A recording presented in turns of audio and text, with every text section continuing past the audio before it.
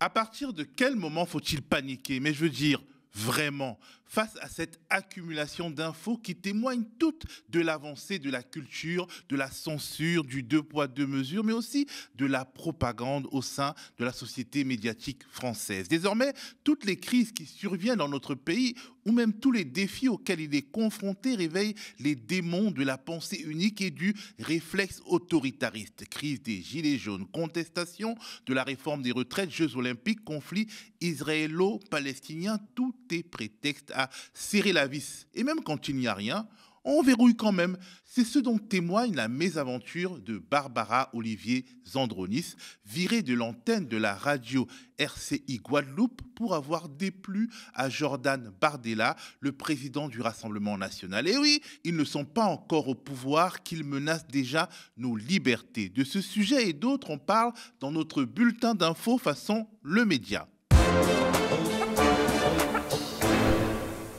C'est l'histoire d'une journaliste de Guadeloupe qui est sanctionnée pour avoir bien fait son boulot, pour avoir posé des questions gênantes à un responsable politique. En l'occurrence, il s'agit de Jordan Bardella, le président du Rassemblement national, probable futur candidat en 2027. Et d'autant plus précieux pour le principal parti d'extrême droite que Marine Le Pen, prise dans la tourmente judiciaire dans l'affaire des assistants parlementaires du FN à Bruxelles, pourrait bien être frappée d'inéligibilité d'ici là. Vendredi dernier, Jordan Bardella est en Guadeloupe dans le cadre d'une tournée antillaise avec en ligne de mire les futures élections européennes. L'enjeu est fondamental. Dans ce département bastion historique de la gauche, Marine Le Pen a eu un peu moins de 70% de voix lors du second tour de la présidentielle de 2022.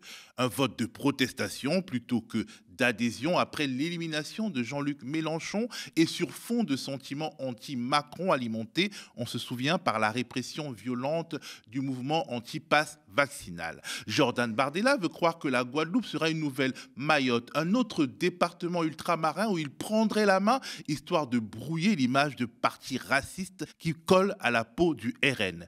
Il va à RCI Guadeloupe et croit avoir affaire, comme d'habitude, à un journaliste qui lui passe les plats. Mais ça ne se passe pas comme prévu. La journaliste Barbara Olivier Zandronis lui attrape la veste sur son bilan de député européen, sur le fait que le groupe auquel appartient le RN a voté en 2020 contre la résolution déclarant l'esclavage comme crime contre l'humanité. Aussi sur des propos prononcés lors d'une réunion de la coalition européenne d'extrême droite dont fait partie le RN. Bardella avait affirmé que l'Europe ne pouvait pas devenir une auberge 5 étoiles pour l'Afrique. On l'écoute. Est-ce que vous estimez que les trottoirs parisiens, les campements de fortune de Calais ont des points communs avec les auberges 5 étoiles? J'estime que notre pays est parfois plus généreux avec des gens qui arrivent dans notre société qu'avec nos propres compatriotes.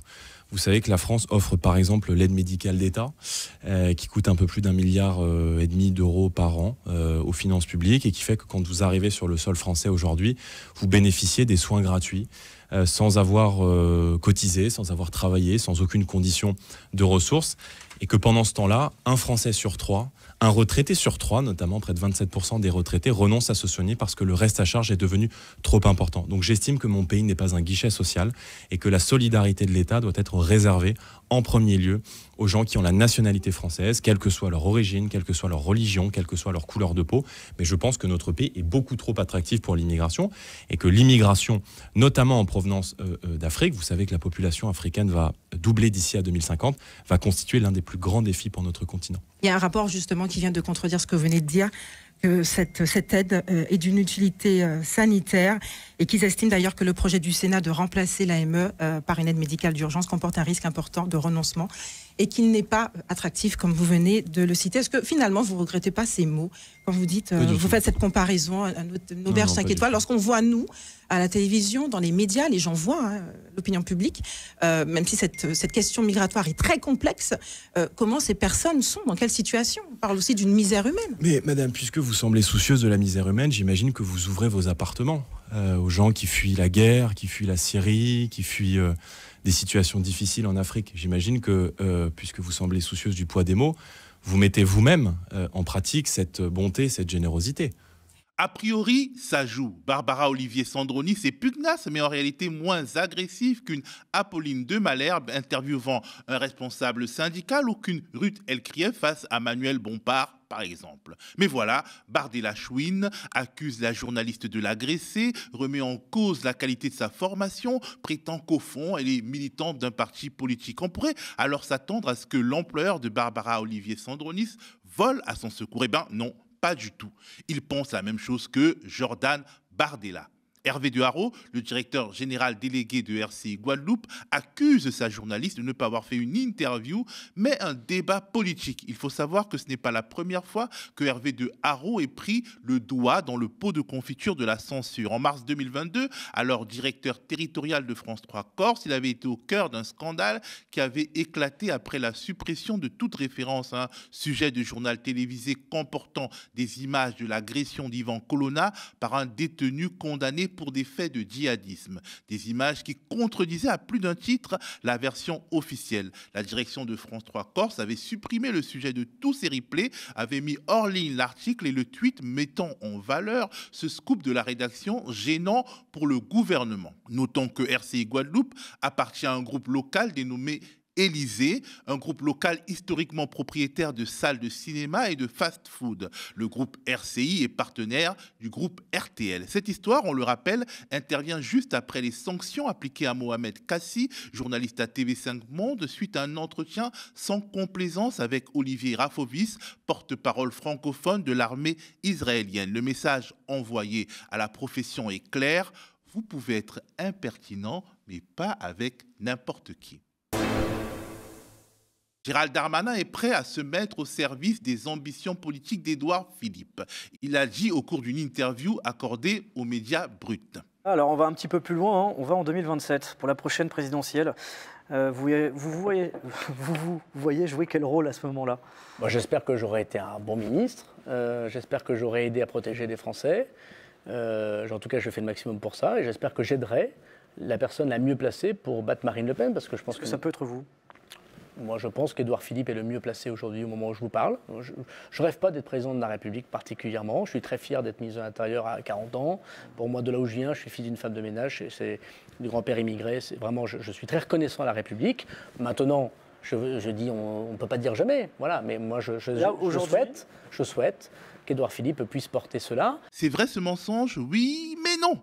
Parce que le petit préféré de Nicolas Sarkozy a quelques conditions. S'il respecte un certain nombre de choses sur lesquelles on peut être d'accord ou pas, il faut qu'on en discute. Quel est son projet? Quels sont les points? On ne va pas parler de 27 maintenant. Mais c'est quand même, ça va aller très vite, vous savez. Et si cette humilité feinte et cette proposition d'affaires qui ne se cache pas avait quelque chose à voir avec le feuilleton parlementaire qui commence ce lundi autour du projet de loi immigration porté par Gérald Darmanin et qui doit être discuté en séance publique à l'Assemblée nationale. Gérald Darmanin a tout à perdre dans cette séquence. L'opposition de gauche lui a concocté une petite motion de rejet préalable. Voici le résultat du scrutin. Votant 548, exprimé 535, majorité 268, pour 270, contre 265. L'Assemblée nationale a adopté. En conséquence, le projet de loi est rejeté. Édouard Philippe a semblé se rallier aux exigences maximalistes des Républicains qui veulent doubler le Rassemblement national par sa droite. Darmanin serait-il en train de lui murmurer que s'il le lâche, il saura se venger et qu'à contrario, s'il le soutient, là, ils pourront s'allier dans le futur, affaire à suivre. Mais je ne sais pas si vous l'avez remarqué, mais Darmanin n'arrête pas de rappeler à tout bout de champ qu'il s'appelle aussi Moussa et que c'est très dur en ce moment avec les racistes. Vous regardez un peu les réseaux sociaux? Un petit peu. Je n'ai pas énormément de temps pour le faire, mais un petit peu, oui, bien sûr.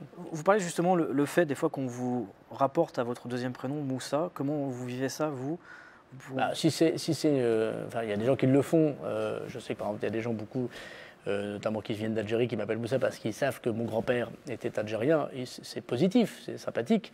Et puis il y en a qui le font par racisme. Voilà.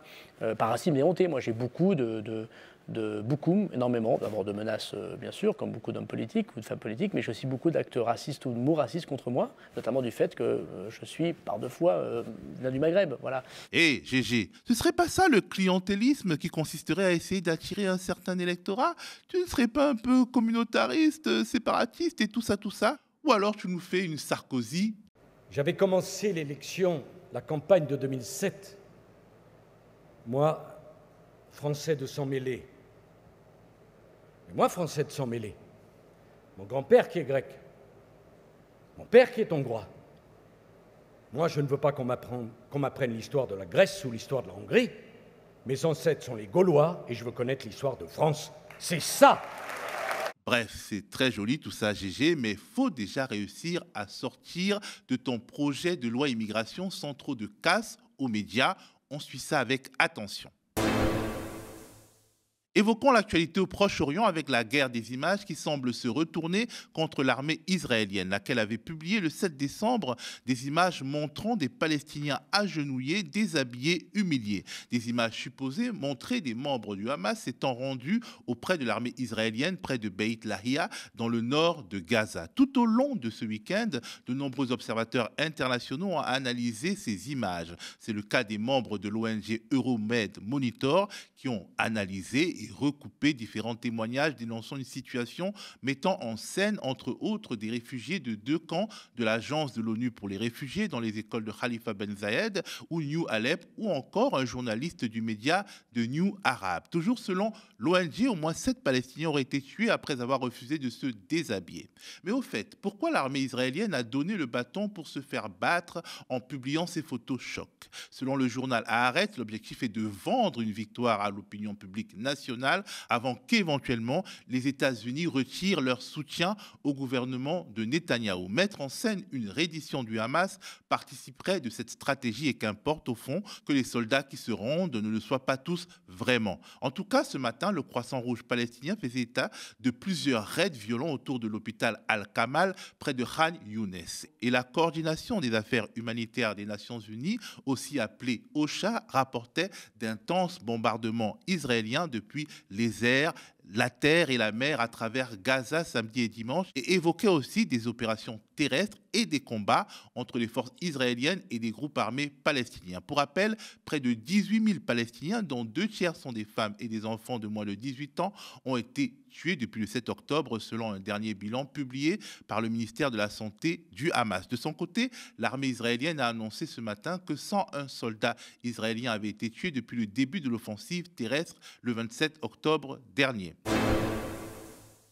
Voilà, c'est la fin de ce bulletin d'information. Le média, votre média, est en campagne de fin d'année et a besoin d'au moins 100 000 euros d'ici le 31 décembre pour boucler l'année 2023 sans être dans le rouge. Nous en sommes à un peu plus de 16 000 euros de collectés.